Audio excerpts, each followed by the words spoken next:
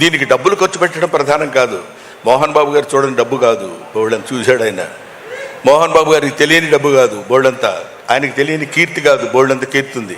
కాకపోతే ఇప్పటికీ ఒక నిత్య విద్యార్థిలాగా ఇలా చేయాలి ఇలా చేయాలని అది పుణికి పుచ్చుకున్నటువంటి వ్యక్తి విష్ణు, అది పుణికి పుచ్చుకున్నటువంటి వ్యక్తి మనోజ్, అది పుణికి పుచ్చుకున్నటువంటి ఆర్టిస్ట్ లక్ష్మి, వాళ్ళ కుటుంబం అంతా అంతే.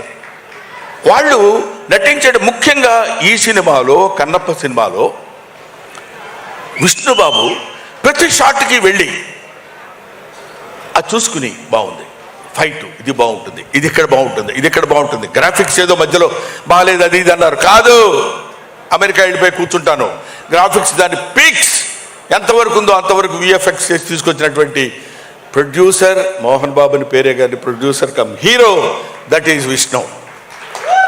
అంత కష్టపడ్డాడు అతను. ఈ సినిమాలో నటించిన వాళ్ళు ఇంకా మోహన్ లాల్ తమిళనాడు, అదే మలయాళంలో అతను, శరత్ కుమార్, అక్షయ్ కుమార్, వీళ్ళందరూ వాళ్ళ యొక్క శక్తిని ఎందుకు అంత కష్టపడి ఈ సినిమాలో యాక్ట్ చేశారు అంటే, సినిమాలో ఉన్నది గుండెకాయ, ఆయువు పట్టు, శివుడు పరమేశ్వరుడు. ఆయన నుంచి ఎవడు తప్పించుకోలేము మనం, ఏం చేద్దాంలే అనుకున్నా కూడా ఊరుకోలేము.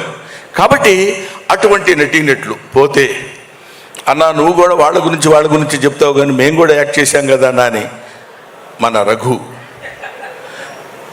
మన Saptagiri Raghubabu is versatile artist.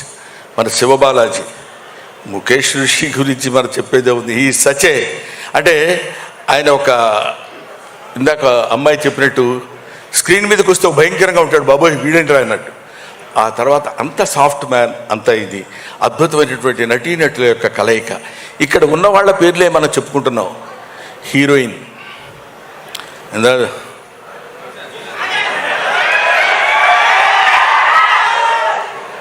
అది ఒక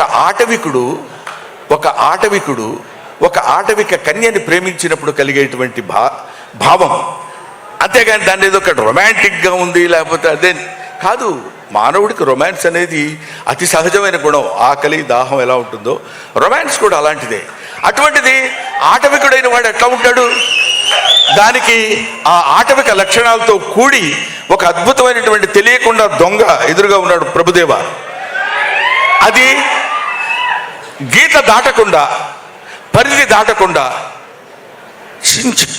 అది కాకుండా ఏదేదో ఊపటాలు లాంటివి చేయకుండా అందంగా, అది శృంగారం మితిమీరకుండా చేసి చూపించినటువంటి వ్యక్తి ప్రభుదేవ. అయితే ఒక అద్భుతమైనటువంటి క్యారెక్టర్ చేశాడు.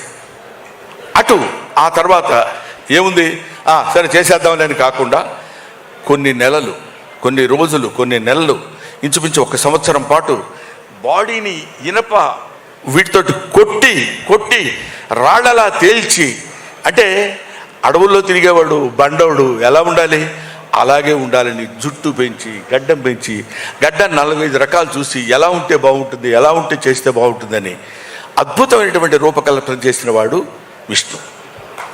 అంత కష్టపడ్డాడు.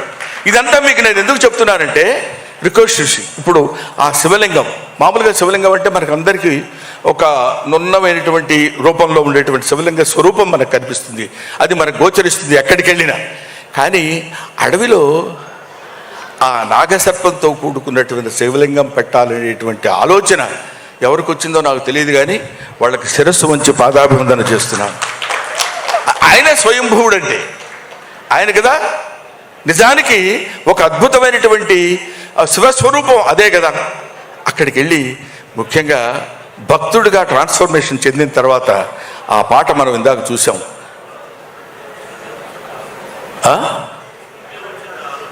ఇది మేము మాట్లాడుతున్నప్పుడు మీరు డిస్టర్బ్ చేయకండి సార్.